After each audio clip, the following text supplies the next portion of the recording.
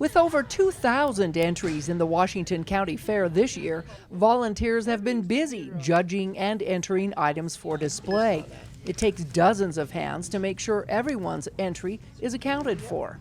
While the fair recently changed from August to April, those working it say they've received more exhibitors than in the past, despite the pandemic.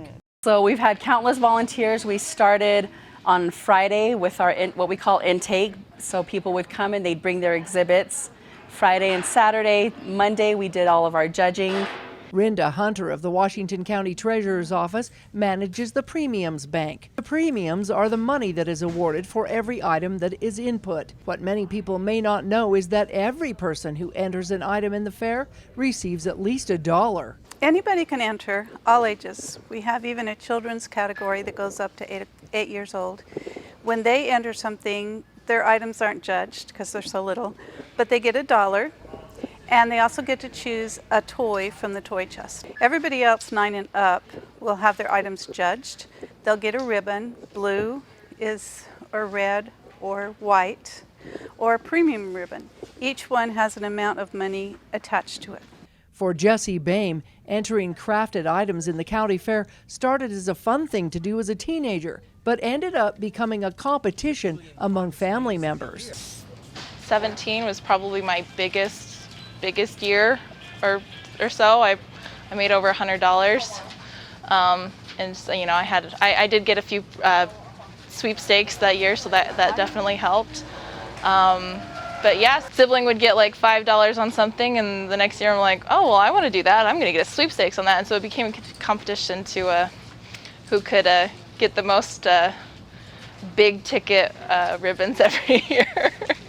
Like a blue ribbon will get between $4 and $8, depending on what they've entered. A red ribbon is slightly less, and a white ribbon is slightly less than that. If they get a reserve, they get $20. If they get a sweepstakes, they get $25. While there is no fee to enter, there is a limit in the number of items you can enter in the fair in each category. Like home arts, you do 5 in each category. Fine arts, you can do up to 10 entries, and so it just depends on the item that's being entered as to how many. The categories include everything from paintings, woodworking, and even sewing projects. Judges have a lot to take into consideration. I looked for even stitches, that they were straight and well done, how their finishing was, and then I also looked for, and because I'm judging 4-H, I had to look at their ages. Lines said quilting is still among the most popular and something she enjoys. Most of these are machine quilted, and a few of them are hand quilted, and so it's all a difference of timing and taking the time it takes. I would love to know how much time each one of these quilts took the person to make and who they made them for and things like that. So. This year, Jessie joined dozens of other volunteers by judging, categorizing, and tagging items. Her advice to others who may want to enter? You know, if you're wanting to make money, you know, best work and just do a good job and have fun with it, really. The award money comes from the Washington County Treasurer's Office, but the amount is never divulged. It's more for fun than anything.